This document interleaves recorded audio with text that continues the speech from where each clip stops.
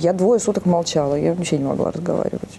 Вот, я помню, да, вот это был такой момент. А потом я просто поняла, что мне надо с собой что-то делать. Никогда государство не увидит детей в количестве 400 человек, ну, это, понимаете, да, это нереально. Они не существуют. И что такое, когда твой ребенок ежесекундно, 24 часа в сутки испытывает невероятную боль? Это непредставимо вообще никак. Это можно только, вот, наверное, изнутри понять. А мы поняли, что существует генетическое равноправие и равенство.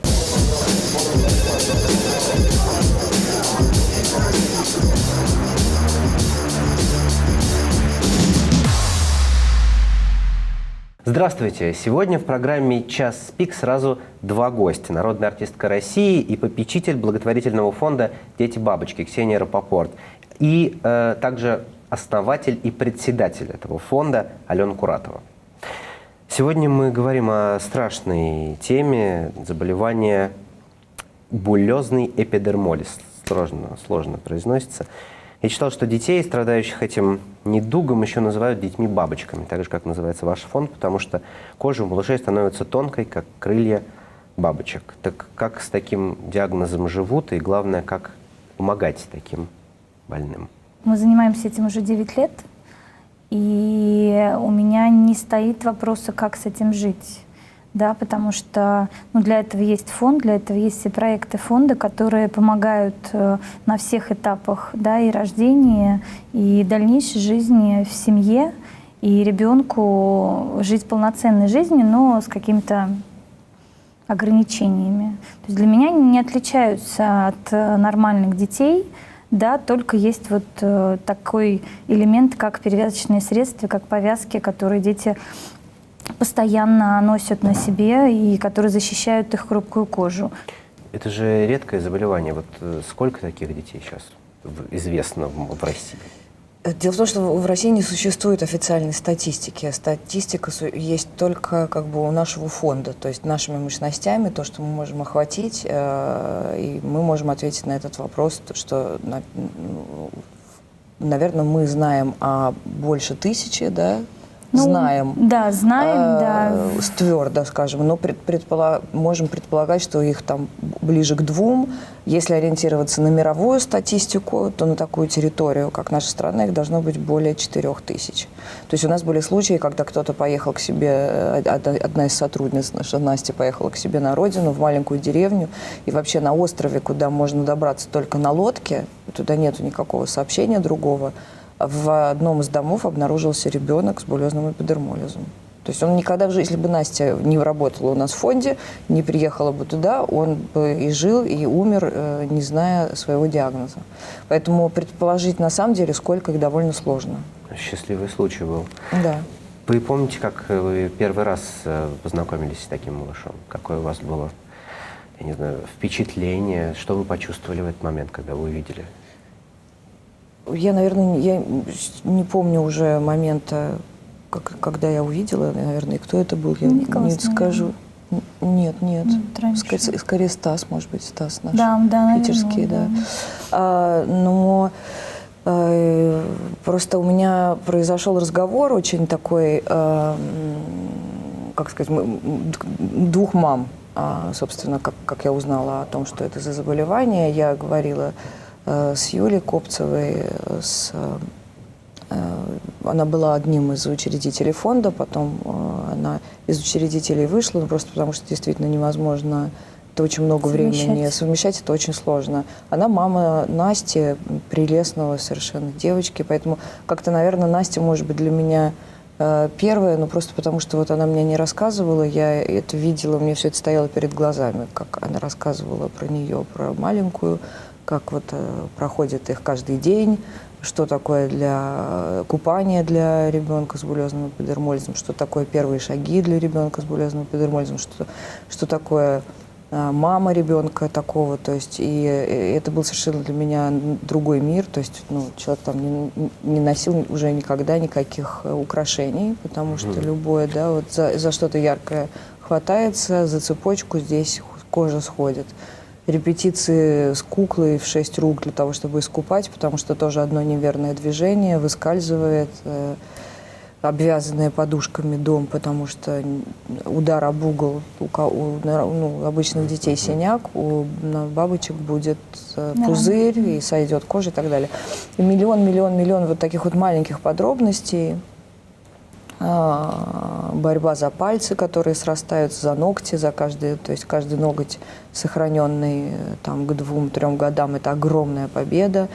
Ну, то есть вот такие вещи, которые как бы для меня, например, как раз наоборот, я узнала, что вот такой мир есть. Просто мир, который является, с одной стороны, частью нашего мира, но при этом мы о нем не ведаем абсолютно. Мы не знаем, не ведаем. Это вот где-то за стеной ему, может быть, происходит.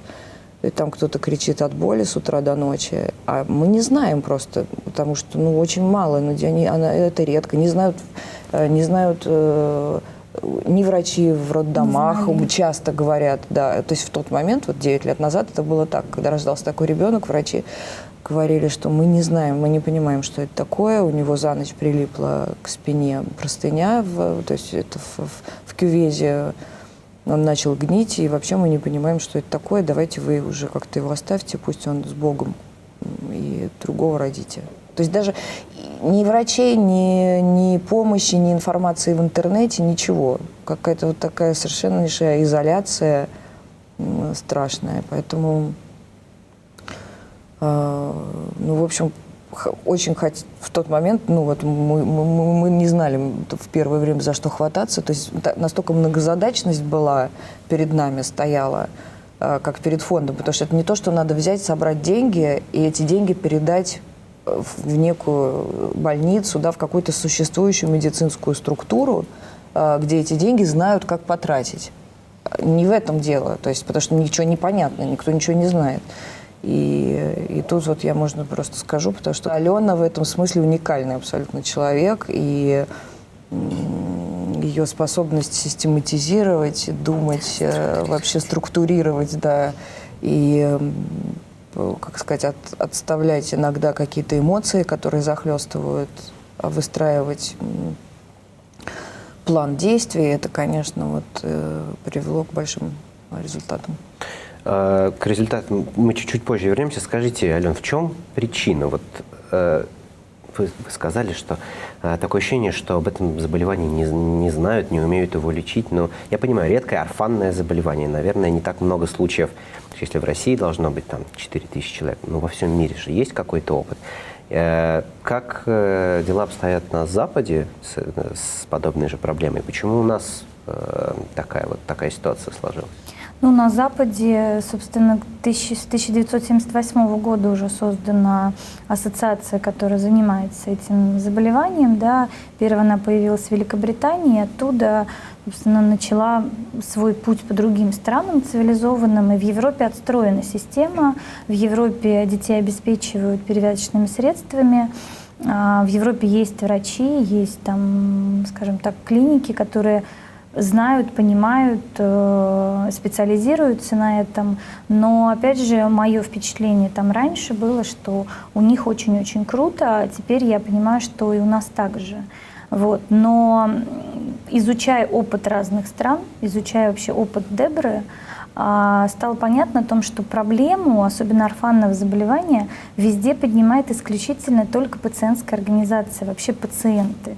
То есть та же Дебра в Великобритании была основана из тандема врачей и родителей, которые тоже с этими детьми приходили к врачам и говорили, а что делать, вообще что с этим делать?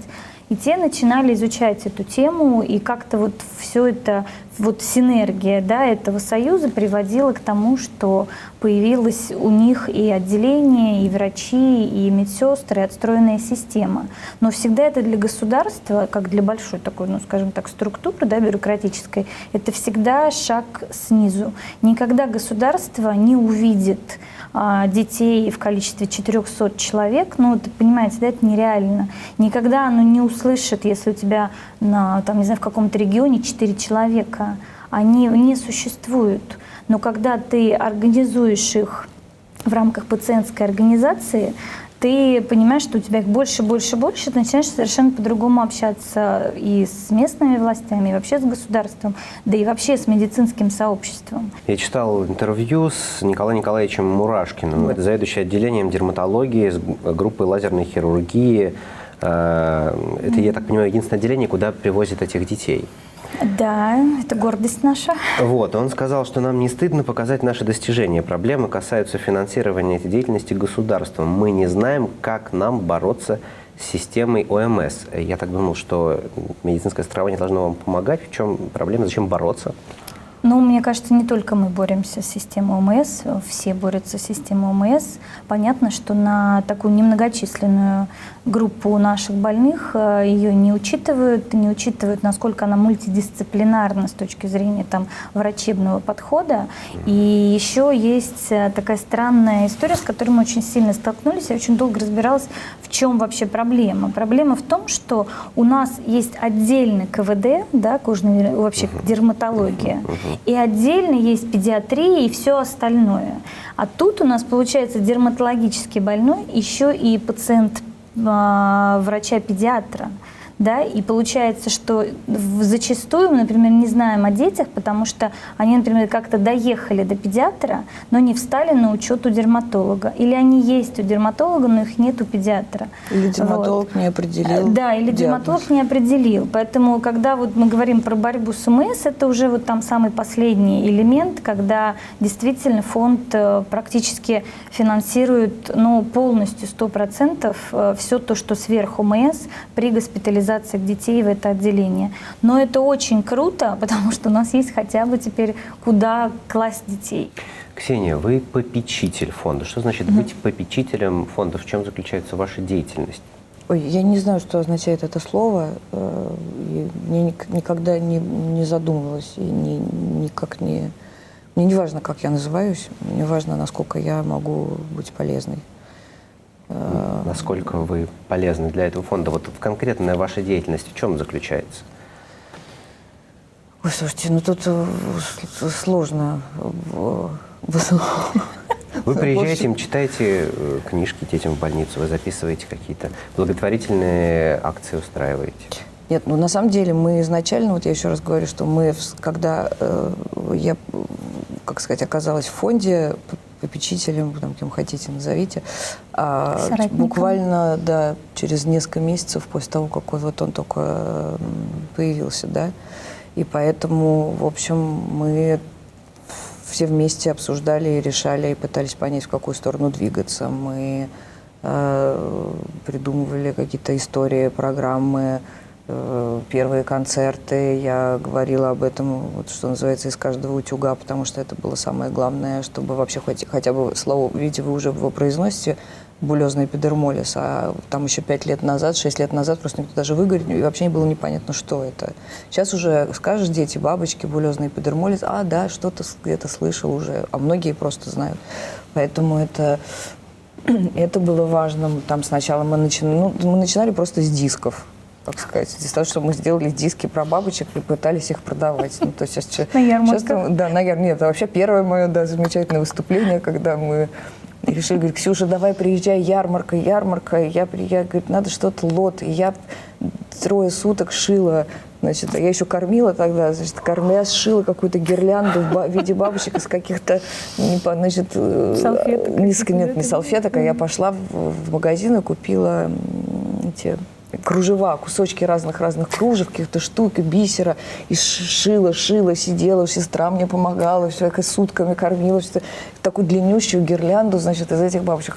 И потом я приехала на эту ярмарку, вы меня встретили в аэропорту, и мне тут все вот такое вот привезли на ярмарку, и говорит, продавай. Я понимаю, что я оказалась просто в коридоре какого-то огромного бизнес-центра, или там ходят какие-то люди, которые, в принципе, они не очень понимают. И я мечусь с этой, и говорят, дети, бабочки, меня с этой, и говорю, и что делать, петь, что, стихи. То есть это очень смешная ситуация была. Представьте, кто-то купил эту гирлянду, по-моему, за меньшее количество денег, чем я потратила на покупку этих, и на билет, естественно, и на все. И тут, ну, и вот так вот потихонечку мы учились и понимали там, что... Фандрайзить. Да, фандрайзить, делать. Ну, вообще, да, конечно, основная, наверное, можно сказать, моя задача фандрайзинг. То есть...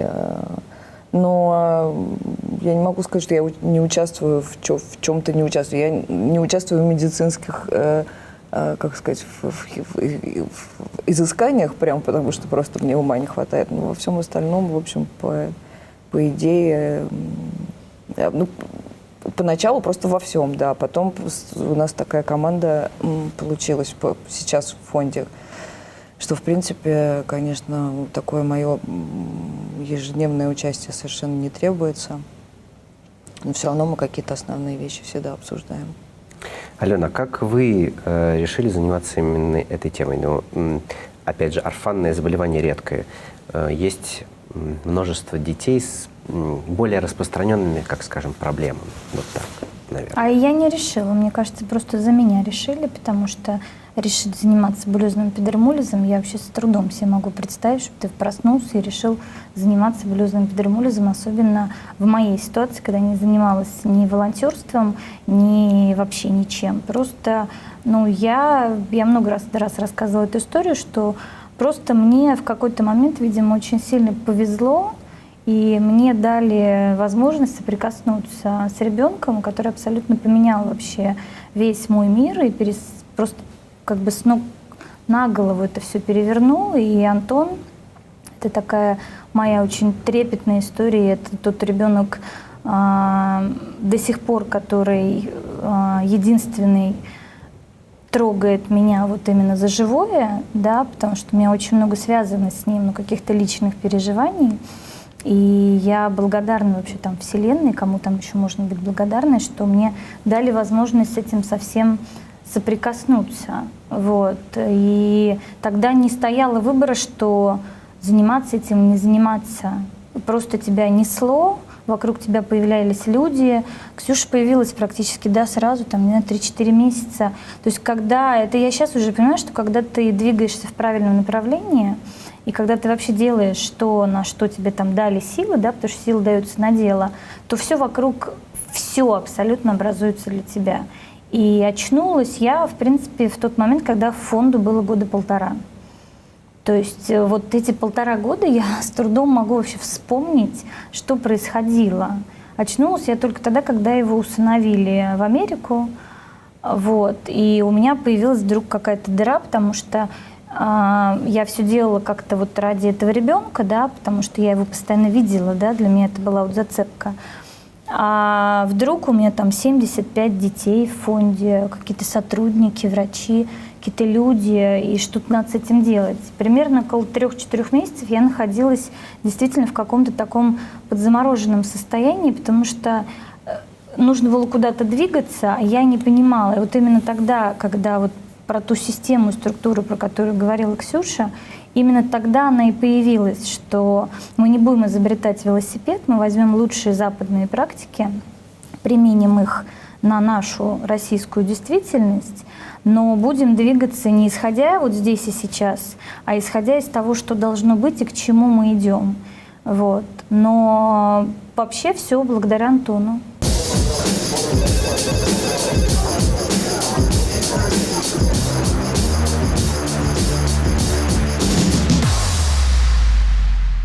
Актер – человек тонко чувствующий, это понятно. И, как скажем, душа у актеров не в такой грубой шкуре, как у обычных людей.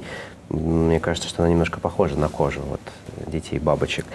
Вот у вас, особенно когда вы только первые несколько раз виделись с этими малышами, кожа на душе после этих встреч рвалась, и как вы справлялись с этим? И вообще нужно ли справляться? Может, так и должно, чтобы у тебя тоже болело так?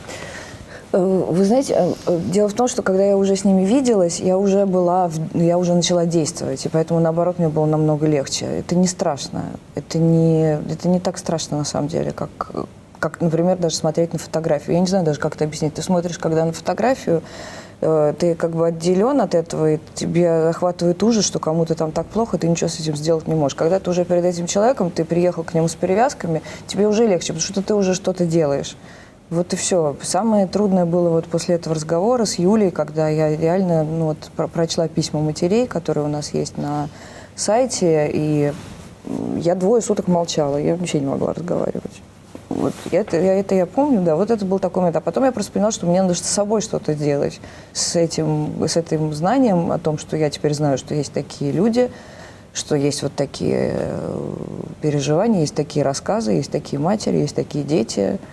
И мне что-то надо с этим делать. Я дальше как-то не могу просто дальше жить и знать, что вот они есть. Если бы я не знала, было бы, наверное, как и было до этого. Вот и все. И дальше все, мы начали действовать. И мы ошибались, и ссорились, и чего там только у нас не было. Потому что тоже, может быть, то, о чем вы говорите, это вот то, что мне всегда хотелось каждую копейку, которая поступала в фонд, которую там мне удавалось там договориться, или какие-то там появились наши уже такие регулярные обычные жертвователи, да, с небольшими пожертвованиями. Мне хотелось каждую копейку все время на нее закупать перевязки, чтобы снять сиюминутную боль, которая есть у всех этих детей. И вот мне страшно было тяжело признать, что правильно, что правильно действовать иначе, что нужно выстраивать вот эту самую структуру медицинскую, которой нет, что на это нужно направлять часть средств и огромную часть человеческих затрат сотрудников фонда, временную, умственную и так далее. Это огромные затраты для того, чтобы просто вот это все выстроить, потому что действительно нас в какой-то момент не станет, болезнь никуда не исчезнет. И что, вот мы собирали деньги на перевязки, понимаете, потому что это же очень такое заболевание в этом смысле, в смысле фандрайзинга, тяжелейшее, потому что мы не можем сказать людям, что дайте, пожалуйста, деньги вот на этого ребенка, посмотрите, какой он замечательный, как ему тяжело и как ему можно помочь. И, грубо говоря, с помощью ваших денег он вылечится. И мы потом вас с ним познакомим, и вот нет такого, пока что на сегодняшний день это невозможно. Они неизлечимы. На сегодняшний день болезнь неизлечима. Есть один случай, он очень такой особенный научный, и так далее, да, научный, скажем, да. Но вот благодаря тому, что мы в какой-то момент поняли, что бессмысленно просто собирать деньги бесконечно на перевязки, и все равно их не хватает, и ты все время стоишь перед невероятной дилеммой, кому послать эту перевязку, этому или тому, как ты можешь это выбрать. Как сказать, да? И что нужно создавать систему, нужно создавать медицинскую систему, нужно открывать отделение, которое в результате было открыто, нужно обучать врачей, нужно организовывать реабилитацию, нужно обучать их проводить тяжелые операции и реабилитацию после них здесь, потому что мы собирали огромные деньги на то, чтобы сделать разделение пальцев, например, в Германии, да, в Эбихаусе, во Фрайбурге. Потом ребенок возвращался из-за того, что нужна колоссальная, длительная, очень серьезная реабилитация и работа, тяжелая, которую нужно проводить родителю с помощью специалиста, потому что ребенку больно, он не хочет разрабатывать эти разделенные пальцы. Это дикая боль. Из-за этого это были абсолютно, потому что все срасталось обратно, просто выкинутые деньги, ладно, тяжелейшая операция, потерянное время, потерянное здоровье у ребенка, потому что им нужно, чтобы сделать наркоз, это вообще отдельная история. То есть это все получается, поэтому нужно было это все выстраивать, и туда нужны были большие вливания. И мы до сих пор все равно, даже с любым самым удачным годом фандрайзинга, все равно не покрываем потребность наших бабочек в перевязках. И это не происходит ни в одной стране мира. Даже в самой благополучной, например, в этом смысле Германии, этого не происходит. Это берет на себя государство. Это должно делать государство. Фонды, помогающие людям с булезом и эпидермолизом за границей, вот наши собратья по Дебре, они занимаются реабилитацией, психологической помощью, сложными случаями, организацией праздников и вот такие вещи. Да? Поэтому у нас стоит задача, опять же, создание вот этого регистра, для того, что мы хотим теперь создать некую частично медицинскую структуру. Мы наладили, у нас уже есть возможность в Питере проводить в клинике МЧС, для взрослых операций, да, потому что еще мы в какой-то момент столкнулись с тем, что как бы если ребенок, бабочка поступил к нам ребенком, а дальше мы как-то ему помогаем, и он вырастает, дорастает, и слава богу, растет дальше, и у него есть перспектива, а мы как бы, у нас все закончилось, у нас фонд до 18. И это было сложно, мы как бы перешли уже, теперь у нас есть и взрослые, и вот есть МЧС. Клиника, есть теперь у нас появилось еще направление, у нас есть замечательные онкологи, потому что в какой-то момент заболевание становится, как бы провоцирует онкологию кожи, потому что все время расходятся слои, и это очень частая история. Поэтому сейчас наша задача создать такую структуру, которую уже могло бы взять себе государство в готовом виде, и по ней, как бы сказать, по этой системе, по этой схеме работы с такими больными работать. И причем нам очень хочется, чтобы эта система была не только уже на булезный эпидермолиз, а просто на любые генные дерматозы, поскольку это всегда очень редкая история, да. И получается, что как бы если таких людей 4 штуки на страну, то как бы они... Никому не... у них нет шансов жить, у них нет шансов получать помощь. Почему? Вот почему, как сказать, существует же какое-то равенство между нами всеми? Но это такие же люди, они так же равны.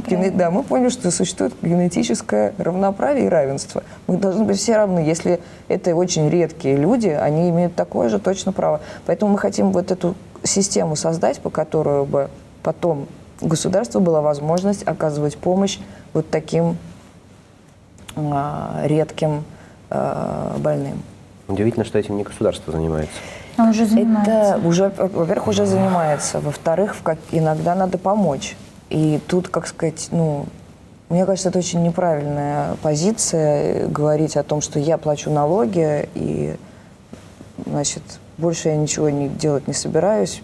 И это вообще вредно что-то делать, мы так балуем государство. Это очень неправильная позиция. Да, мы такая же часть, и мы можем что-то делать. И у нас огромная страна, она очень сложно администрируется, мы это все знаем и понимаем. И помочь, и как сказать, сделать что-то, что доступно нам, показать и передать это, мне кажется, это абсолютно нормальная история в таких редких, опять же, да, потому что система онкологической помощи, она создана государством, но есть как бы все равно что-то есть. Нельзя так, как сказать. А это действительно такие редкие совсем истории, до которых, конечно, и руки не доходят, и в обучении провалы есть, и дыры. То есть вот, мы тоже одна из первых лет наших была задача, когда мы все время уговаривали всех профессоров, дерматологов выделять хотя бы 3-4 часа в курсе дерматологии посвящать булезному эпидермолизу, чтобы дерматологи, которые выпустились, закончили медицинское учреждение, хотя бы когда увидят такого ребенка, да, они хотя бы что-то вспомнят, что это вот на что-то похоже. Мы об этом говорили. И, возможно, тогда... так они даже не... это сложно, это же редкое, это очень-очень редкое заболевание. Но есть дерматологи, которые за всю свою жизнь никогда не видели детей с булезным эпидермолизом. Большая часть. И не потому, что они там не хотели, а просто потому, что не попадалось им ни на участке, ни в практике. Вот. А есть те, у кого рождаются по 3-4 человека на участке. Конечно. Я читал, что одно из достижений вашего фонда — это перевод какого-то учебника, да, поэтому... Мы вообще очень много и сил, и ресурсов вкладывали именно в это информирование, да, и обучение врачей. То есть как раз, в 2012 году мы перевели книжку на русский язык. Это прям тогда было вообще наше достижение. Причем 2 книжки, одна по булезному эпидермолизу, другая по реабилитации при булезном эпидермолизе. И рассылали ее всем врачам, дарили. Это прям действительно была гордость, и тогда это был рывок. да, потому что признание в медицинском сообществе нашего фонда, оно нам стоило достаточно дорого. Потому что ты можешь сколько угодно настраивать, обучать маму, да, как бы как перевязываться, но потом ты сталкиваешься с тем, что на соседней улице живет ребенок уже 5 лет, тоже с булезным эпидермолизом, ничего не имеющий, не умеющий. И было понятно, что нужно идти именно вообще к врачам, к дерматологам и как-то их образовывать. И очень это все со скрипом достаточно шло. Вот, потому что, кто мы такие? Мы приходим и говорим, мы вам сейчас покажем, как надо. Вот, но нас смотрели как на сумасшедших, и было огромное количество отказов. Но когда мы перевели книжку, когда мы запустили проект по обучению врачей по всем регионам, в административной нагрузке это был очень тяжелый проект, очень. Но за 2 года мы обучили порядка 10 тысяч человек. То есть и это и онлайн, и офлайн. И сейчас, если, например, 11, 12, даже 13 году на конференциях дерматологических, педиатрических, еще каких-то вообще не было не то, что там секций, даже докладов не было по булезному эпидермолизу, и мы пытались как-то просочиться с нашими специалистами, то сейчас есть целые секции по булезному эпидермолизу, огромное количество врачей пишет какие-то кандидатские, докторские, и мы все это видим, наблюдаем, и это огромная гордость, потому что интерес к заболеванию и в регионах, и на федеральном уровне, он действительно кардинально вырос. Поэтому я сейчас засекаю, наверное, 2 года на что точно так же будет с ихтиозом. Много ли родителей готовы взять на себя такую ответственность и бремя, я не знаю, как еще сказать, и воспитывать этих детей? Много ли их отдают в детские дома, и есть ли у таких детей шанс выжить в детском доме?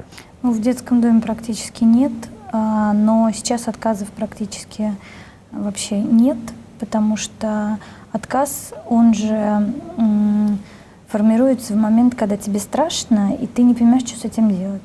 Да, то есть если это нормальная семья, не какая-то например, социально незащищенная, еще что-то. И когда мама в таком периоде шока залезает в интернет и находит про булезный эпидермолиз, что можно с этим жить, и подключаются еще сотрудники фонда, то мы имеем прям конкретную статистику, сколько было отказов, и что сейчас этих детей, которые когда-то от них отказались, практически всех забрали в семью. У нас из 9 человек остался только 1 ребенок не усыновленный. И то только потому, что она в очень-очень далеком, скажем так, регионе находится. А так я считаю, что фонд работает за счет того, что еще информированность о булезном эпидермолизе стала больше, в том числе и как профилактика отказов. Приходилось когда-нибудь разговаривать с родителями, которые хотели отказаться, я не знаю, уговаривать их не делать этого? Да, конечно. Это делала не я лично в данном случае. Вот тут у нас есть история про Сашу Климушкина, которого... У нас практически со всеми, кто отказывался во время существования фонда, со всеми ними мы беседовали. И у нас нет, есть... я говорила, конечно. Наверное, у нас есть прекрасная, с усыновителями, потенциальными, да, общаюсь. Да, то есть мы есть там... люди, которые хотят специально взять такие детей. Они взяли? Да, конечно. Взяли, берут, конечно, да. У нас вообще есть такая семья в Питере. Просто невероятная семья. Там мама с диагнозом булезный эпидермолиз. Мама бабочка, папа здоровый, и дочка у них Камила, прекрасная тоже бабочка. Еще, да, потом они усыновили. Потом они очень хотели, все равно хотели еще ребенка. Хотели, не получалось, и они... В этот момент у нас в Питере рождается девочка-бабочка от молодой мамы, наркозависимой, она бросает ребенка, естественно. У девочки довольно тяжелая форма, Катя, невероятной красоты девчонка. И они говорят, а можно мы посмотрим на нее? посмотрели, говорит, мы забираем, это наше. Мама говорит, ну, я посмотрела в глаза, это, говорит же, как, ну, мы же инопланетяне, это моя, ну, мы друг друга понимаем, говорим на одном языке. Пока они оформляют удочерение Кати, они забеременевают, и рождается мальчик, брат Камилы, у которого тоже, к сожалению, булезный эпидермолиз. А в этот момент та самая молодая мама, которая бросила, еще раз рожает, забеременевает и опять бросает уже брата вот этой усыновленной Кати, которого они тоже забирают. У них 4 детей. Надо сказать, что прекраснее и счастливее иногда вот, ну, редко увидишь. Слава богу, что есть такие люди. А еще у нас есть семья, которая помогает этой семье. Уже, ну, найденные спонсоры, которые вот этой семьей как бы вот ее, ну, помогают, опекают, да. А как в детском доме? Ну, это же необходимо круглосуточно, если я правильно понимаю, да? Мы все оплачиваем. Фонд оплачивает все, даже в самые тяжелые времена, когда с деньгами было не очень просто, то приоритетом всегда были отказные дети. То есть и там мы оплачиваем полностью все. То есть мы оплачиваем все перевязочные средства из расчета там год, столько, сколько надо. Мы оплачиваем всех врачей. У нас есть вот оставшаяся девочка, которой мы оплачиваем педагогов и няню. Да, то есть вот там... Приезжаем, обучаем медицинский, да, персонал детского дома перевязкам. Если меняется детский дом, то мы едем туда. Вот, то есть и действительно как бы вот отказные дети были обеспечены вообще всегда всем. Потому что если в семье есть родители, которые могут, ну, относительно, да, в своих сил позаботиться, то отказным, ну, у них есть только мы. Вот. Но так как мы всех уже пристроили в хорошие руки, вот, это прям действительно особая гордость, когда ты видишь предысторию того, как мы бегали там, тоже, я не буду говорить город, но очень-очень далеко в Приморском крае, как мы бегали, звонили, искали каких-то людей, волонтеров, которые нашли бы эту маму, чтобы привести ее в опеку, чтобы ее не лишали родительских прав. Ну, в общем, очень тяжелая история. В итоге все-таки там 3, не знаю, полгода мы пытались как-то вообще нормализовать ситуацию. В итоге ее все-таки забрали, мы ее обеспечивали повязками, а сейчас ее усыновили. Ну, удочерили точнее. И ты видишь, как вот, собственно, ребенок, ну вот он был просто рожден, но для других родителей. И наша задача просто поддержать его вот в это время, чтобы он к этим родителям попал в том состоянии, в котором они его могут забрать, вот, чтобы нам было не стыдно, что все-таки мы его вот туда, как это, довели, да. И одна из историй, наш самый такой почти нашумевший, это вот наш Николас, вот, ребенок, который 6 лет ждал свою маму. Вот, он с очень тяжелой формой, и для нас было принципиально найти ему родителей из Москвы, потому что Москва на тот момент уже финансировала полностью все перевязочные средства для детей. Государство, да, ну то есть из бюджета. Мы нашли, вот, и я помню, как Катя говорила о нем, и до сих пор, как она его любит, вообще, точнее, даже не знаю, космические просто истории, вот. И она мне звонила, говорит, ты понимаешь, я, говорит, целую его каждую складочку. Я думаю, господи, пацану 6 лет, вот он просто ее ждал, вот просто ждал. Вот. А папа там, да, вот, ну, муж Кати, они вылитые с Николасом просто, то есть никогда в жизни не скажешь, что это приемный ребенок, он просто копия своего вот приемного отца.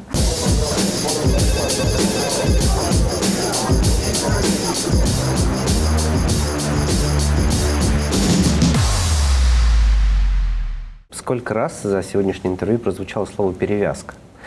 Объясните, пожалуйста, в чем особенность этих перевязок и почему так много денег нужно на них? И почему, например, медсестер нужно обучать перевязывать? Они же вроде и так должны уметь это делать. Здесь есть очень хорошая аналогия, что наверняка каждый из нас в жизни как-то очень сильно обжигался. Да? То есть вот образуется ожог, да, это открытая слизистая рана. Если вы намотаете на эту рану просто обычный бинт, то он прилипнет. Вот вы, может быть, потом как-то отмочите это в воде или еще что-то. У детей это практически невозможно. Это сходит с еще большим количеством кожи. Если вы наклеите себе пластырь, когда там, например, ставите катетер или еще что-то, то вы потом просто себе отклеите этот пластырь. Обычный пластырь с нашего ребенка сходит практически полностью с там, частью руки и кожи. То есть потому что стогобулезный эпидермолиз – это поломанный ген, который отвечает за соединение верхнего и среднего, ну грубо, если так очень, слоев кожи. Вот он отвечает, и вот это соединение, оно нарушено, поэтому это вот сильно схватил, и уже как бы кожа повреждена в этом месте. То есть поэтому любое наклеивание, вот, в общем, все, что мы... Швы одежды. Да, швы одежды, они раздирают эту кожу, потому что вот эти слои, они расходятся, просто прям расходятся. Это участки или это все тело? При разных формах это разное, но при тяжелых... слизистая внутренняя поражена. Вот это совсем тогда... То есть съел сухарь, повредилась слизистая, там образовался пузырь, который он же еще наливается, и там уже ты с ним ничего не сделаешь, ты его не можешь проколоть. И ребенок перестает глотать, перестает есть, он может только пить. И родители ждут, пока он, собственно, сам как-то, в общем, разорвется. И за счет этого там уже, когда он разрывается, там тоже открытая слизистая, и начинается сращивание пищевода. Чем пользуются, точнее, чем могут пользоваться наши бабочки, это все только травматичное, то есть не прилипающее, позволяющее просто снять, да, то есть не цепляющее, да, нет, без адгезива. Вот. И все это, то, что хорошего качества, оно стоит, ну, в приличных денег. Поэтому, если говорить про суммы, то с тяжелой формой это там примерно 300-400 тысяч в месяц нужно на перевязке, это без питания. Вот. А есть такие тяжелые дети, которых, когда мы просчитывали, это там 600-700 тысяч в месяц только на перевязке. Вот, то есть это потому кажется, что там, если все тело, например, да, бывают обострения, когда повреждено все тело, то перевязки, они там, ну, вот такого размера, самые большие, наверное, 20, ну да, вот такого, самые большие. То есть сколько их нужно, и перевязывать иногда нужно 2 раза в сутки. В период обострения еще можно, может быть, чаще. Поэтому огромная сумма набегает. И это должно быть тоже, вот мы почему еще в отделении нашем НЦЗД все время тестируем и подтверждается бесконечно, что, к сожалению, нельзя заменить похожей нашей отечественной повязкой, которая чем-то напоминает ту. Нет, она прилипнет, она, как сказать, ну и тогда вот мы прям на практике пытаемся. Или высыпется в рану, да, силикон останется в ране. Да, то есть пока что, к сожалению, у нас не производится такого качества перевязочных средств. Это тоже был момент, когда мы мечтали о том, что сейчас мы вообще найдем людей, которые захотят завод сделать и будут это производить. Ну, пока что нет. Я читал про какие-то английские перчатки, которые делают только в Англии для малышей. Они позволяют сохранить, чтобы не срастались пальцы, потому что, соответственно, тоже, если здесь кожа все время, да, оголена и слизистая оголена, то вот, особенно маленький ребенок, он же в кулачке все время держит пальчики, да, она просто срастается. И у них получаются вот такие вот варежки, такие культи, которыми они в более взрослом возрасте все равно рисуют, вышивают, играют на пианино, на компьютере и так далее. То есть вот потому что мне тоже так часто бывает, говорят, чем вы занимаетесь? Ну вот оставьте вообще в покое сама природа. А природа сама решила совсем по-другому.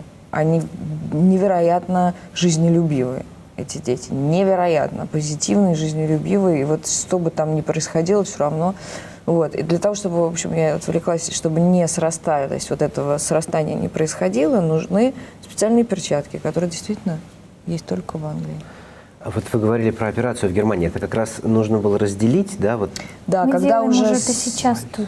Да, мы уже это делаем. Уже поздно, да, когда уже срослось. Когда уже срослось. Это намного чаще происходит, чем не происходит. То сейчас нуждаются в разделении больше те, кто у кого-то все произошло еще до жизни фонда, потому что тех маленьких детей, да, и вот, скажем так, ну, несколько в подрощенном состоянии, мы учим родителей, что делать, да, то есть реабилитолог, эрготерапевт объясняет, какие, там, не знаю, пальчиковые игры нужны делать, как перевязывать, то есть чтобы предупредить, потому что я всегда говорю о том, что самое важное вообще, да, и легче всего сохранить кожу, чем потом ее восстанавливать. Ваша цитата из одного интервью. Вы сказали: в любой женщине есть мать. Хочется уберечь ребенка от беды, горя и обид, от всего плохого, что есть в этом мире. Но тут важно не переусердствовать, потому что человек должен познать жизнь во всем ее объеме, со всеми трудностями, которые она неизбежно предложит. Эти дети не могут почувствовать жизнь во всем объеме. У них жизнь ограничена, их комната, я не знаю. Ну как, вот он вышел на улицу, дотронулся до него, и все, и это бесконечное мучение. Они живут в каком-то вот созданном мире ограниченном. Они могут его познать так, как мы? Вот у нас есть ролик такой, где дети, одноклассники, рассказывают о том, что вот как они относятся, как они воспринимают своего одноклассника, одноклассницу, бабочку. В обычной школе Да, учатся? да. Да, они входят в обычные детские сады. Ну, конечно, у нас нет школы для бабочек, детских садов Я для думал, бабочек. дома. Это вот, как сказать, дальше тут, я не знаю, там Алена меня поправит, если я не права, мне кажется, тут очень много зависит от мамы, от родителей, да, потому что, конечно, невероятно, мы не можем себе представить, даже мы, работая столько лет в фонде, там, имея с этим дело, все равно мы не можем себе представить, что испытывают мамы, как им тяжело, что вообще, через что они проходят, откуда они берут силы, мужество, веру, просто физические силы, потому что это, ну, первые годы жизни ты не можешь отойти вообще ни на секунду, ни днем, ни ночью. И что такое, когда твой ребенок ежесекундно, 24 часа в сутки испытывает невероятную боль, это непредставимо вообще никак. Это можно только, вот, наверное, изнутри понять.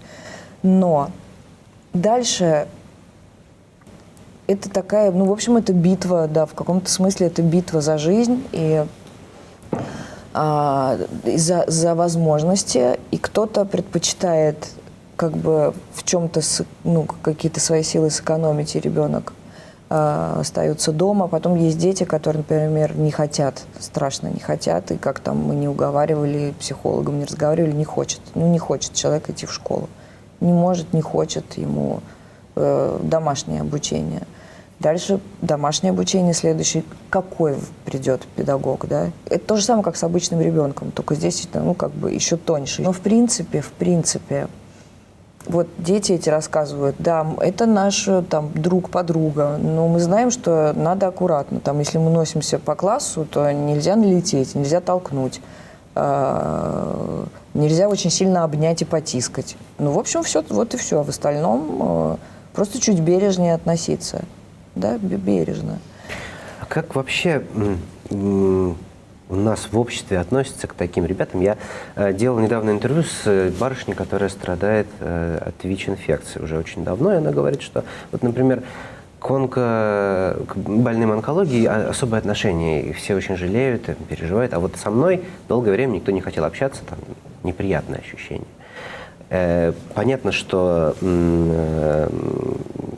булезный эпидермолиз не передается там воздушно-капельным путем, но это же внешний вид, да, они же выглядят не так, как обычные люди. Вот это не мешает? Есть какое-то отторжение? Есть, конечно. Я, наверное, скажу так, что одной из задач, когда вот мы взаимодействовали с мамами, мы поняли о том, что наша задача — это снять в обществе вот это вот слово, я его не очень люблю, но оно очень сильно отражает вот эту брезгливость по отношению к нашим детям. Когда ты объясняешь, что это не заразно, когда ты бросаешь огромное количество ресурсов на то, чтобы объяснить, кто такие дети-бабочки, в конкретной ли школе, либо в конкретном каком-то, да, коллективе или еще что-то, то это на самом деле срабатывает. И если раньше наши дети сидели вот действительно, как Ксения правильно говорит, в ракушке, не выходили, то сейчас и они нормально говорят о том, что да, я ребенок-бабочка. Реально для меня вообще тактильный с ними контакт Это вот именно на таком очень тонком уровне, когда ты так боишься дотронуться, но при этом им очень-очень важно, что ты не брезгуешь. То есть ты приходишь там на праздники, ты берешь их за ручки, ты можешь их целовать, там еще что-то. Я вижу, как они в этот момент расцветают. Потому что, ну, понятно, что мама, да, но остальные люди все равно держатся на расстоянии. Зачастую иногда уже просто потому, что они боятся. У нас есть девочка, это вообще одна моя такая, вот она там даже не тайна вообще, не знаю, как это назвать, Лиза Команова. Вот я себя помню, когда начинался фонд, она изначально была в очень тяжелом состоянии. Вот прям вот постоянно в очень тяжелом состоянии. И я все время думала, боже ж ты мой, боже ж ты мой. А потом она полетела на параплане. И когда мне присылают, значит, мама говорит, там сначала они рисовали, у нее конкурс, еще что-то. При этом мне надо сказать, что она прошла все паллиативные отделения, она прошла все хосписы. То есть просто мы каждый раз внутренне мы с ней прощались. Но когда мне прислала видео, как мы полетели на параплане, я тогда для себя сформулировала очень четкую вообще для себя позицию, что булезный эпидермолиз – это про жизнь. Это абсолютно про жизнь. Я не вот по-другому я его не чувствую. Просто про другую жизнь на таком вот уровне чувствительности, который нам не дано понять, это точно. Давайте о победах. 9 лет существует фонд. Какие основные достижения? Говорили о регистре, да? Структурируйте нам, пожалуйста, основные победы, которые удалось добиться фонду «Дети бабочки». Ну, давай ты, потом я. Да нет, давай. Я думаю, что мы победили медицинское сообщество, мы победили отношение к болезни вот в том формате, в котором оно было. Мы почти победили государство. Вот. И внутренне я считаю, что если раньше было где-то страшно, где-то казалось, что до этого еще как-то очень далеко, то сейчас я понимаю, что решение булезного эпидермолиза — это не наша победа, а победа вообще, в принципе, всего нашего сообщества. Это то, что мы все твердо уверены, что решение булезного эпидермолиза — это вопрос, там, не знаю, 5 лет. Такой философский, наверное, вопрос напоследок. Благотворительность сегодня это, конечно, душевный порыв, да, во многом, но и дань моде. Жертвовать — это быть в тренде. Сегодня это достаточно четко прослеживается. Как по-вашему, это хорошо или плохо? Лучше любая помощь, чем ее отсутствие, или наоборот, это печальная тенденция, потому что мода быстро меняется? Ну, во-первых, однозначно любая помощь лучше, чем не помощь, это точно. То, что это ваш, как вы говорите, в моде, ну и хорошо. Мне кажется, что важно просто, чтобы это вошло даже, как сказать, не в моду, а в привычку, потому что вот то, что вы называете порывом души, на самом деле это просто работа. Это так в первый момент кажется, что это порыв души, и есть такое ощущение почему-то, что вот благотворительностью занимаются какие-то особо благородные, очень какие-то порывистые люди. Это все полная ерунда. Это тяжелая ежедневная работа. Это просто тяжелый труд, ежедневный, муторный. Совершенно не каждое утро у тебя есть порыв спасать мир. Это как вот, ну, как мы своих детей воспитываем, да, в какой-то... Иногда ты просыпаешься и думаешь, господи, ну я не больше не могу, мне надо опять везти в школу, и вот это все, и опять какие-то... Это тоже, это просто работа, это такой же бизнес, очень жесткий, иногда еще более жесткий, чем обычно, потому что в нем никакой выгоды нету. Как бы. Ну, то есть это просто ежедневная работа, и что касается, поэтому вот, ну, вот этот образ, он, мне кажется, очень ошибочный. А люди, которые помогают системно, вот эти маленькие ежемесячные, например, да, пожертвования, о которых мы все время везде все кричим и как сказать, рассказываем, да, и это самая правильная и лучшая форма, и это просто, я не знаю, какая-то, наверное, привычка, здоровая привычка и душевная гигиена. Это просто такая, ну, это... Я вот уже много лет назад, много лет 5 назад, мы снимали в Италии, в школе в итальянской, одну из сцен фильма. И я стою там, жду, пока перерыв, перестановка, я стою, читаю, что на стене у детей написано. И там такой большой стенд, и на нем написано, что какие в этом году есть возможности выбора помощи. То есть выбор помогать или не помогать, его вообще нету, в принципе. Просто его нету. А есть просто вы хотите помогать старикам, вы хотите помогать кошкам и собакам, или вы хотите глухим детям, или еще, в общем, несколько было. В этом году у нас вот такие направления. Никакого в этом ни подвига, ни чего-то такого нету. Вот. Спасибо большое, это было замечательное интервью. Я бы хотел его закончить еще одной цитатой нашего знаменитого историка Ключевского. Истинная цель дела благотворительности не в том, чтобы благотворить, а в том, чтобы некому было благотворить. В точку. Да. Сегодня в гостях у программы «Час пик» было сразу два гостя. Народная артистка России, попечитель благотворительного фонда «Дети-бабочки» Ксения Рапопорт и председатель и основатель этого фонда Алена Куратова.